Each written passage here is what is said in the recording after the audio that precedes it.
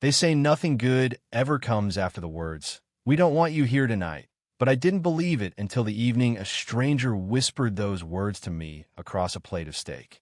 I've been a regular at Gene's Roadhouse Grill for 6 years, same parking spot, same booth by the window, same steak and tea order down to the no lemon part.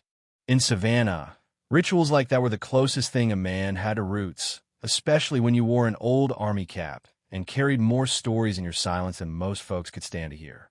But that Friday, something shifted felt at the second I saw a new waitress, Emily Carver, face pale as sheetrock, ponytail pulled so tight you'd think she was trying to keep herself from unraveling. She had that look half defiant, half scared, like someone who learned young that some warnings aren't meant to be ignored. She handed me my tea with hands that shook just a little, then, instead of walking away, leaned in and asked, almost whispering, "Can I ask how long you plan on staying tonight?" Now, that's not a question you get from someone worried about their secchiano. That's the kind of question you get before a storm hits. When she told me, "They don't want you here tonight," it hit like a switch being thrown room, suddenly sharper, laughter in the booze behind me a little too loud, eyes from the corner a little too steady. For men sat in the shadows contractors, I'd bet, by the calloused hands and the way they wore their confidence heavy.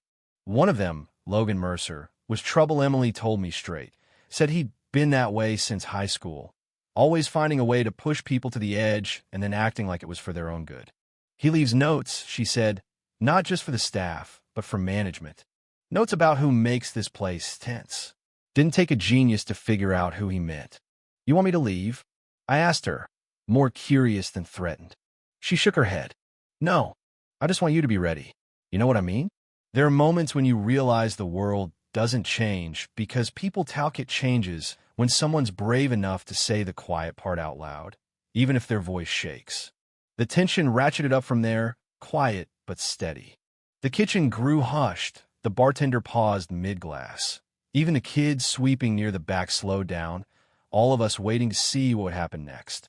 Logan showed up at my table soon after, sliding in like we were old friends, talking in that polite, condescending way folks use when they want you gone but don't have the stomach to say it plain. "Some people just don't fit here," he said, smiling like he expected me to agree.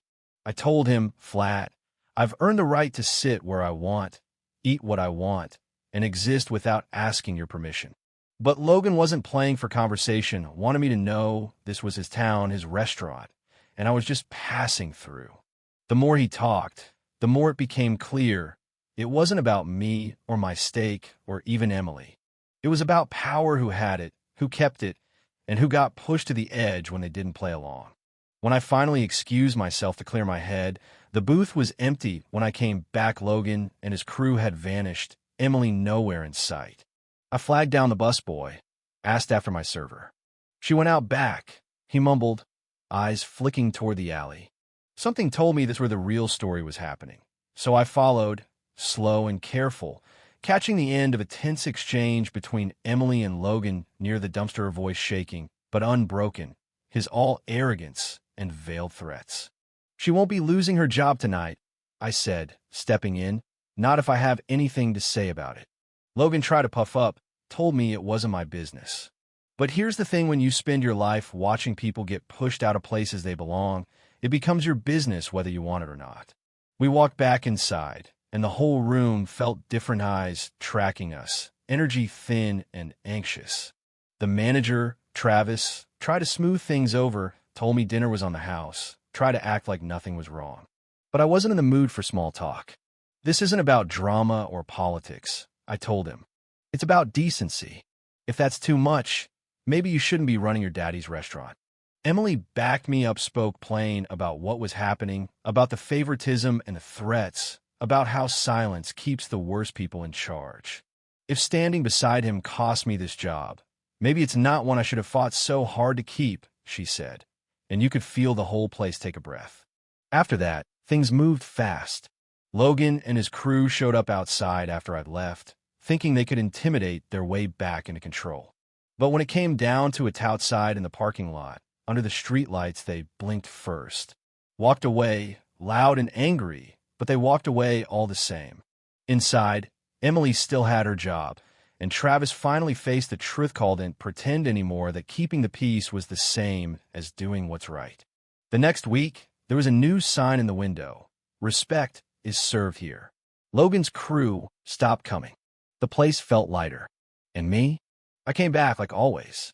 Emily poured my tea, no lemon, and thanked Minute for making a scene, but for reminding her and everyone else that silence isn't peace. I told her, don't let them teach you to stay quiet just to stay safe. Sometimes courage doesn't roar. Sometimes it leans in and says what needs to be said.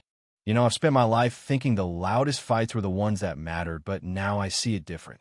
Sometimes the smallest stand of conversation at dinner, a warning whispered between orders, a refusal to move echoes longer than any fist on a table.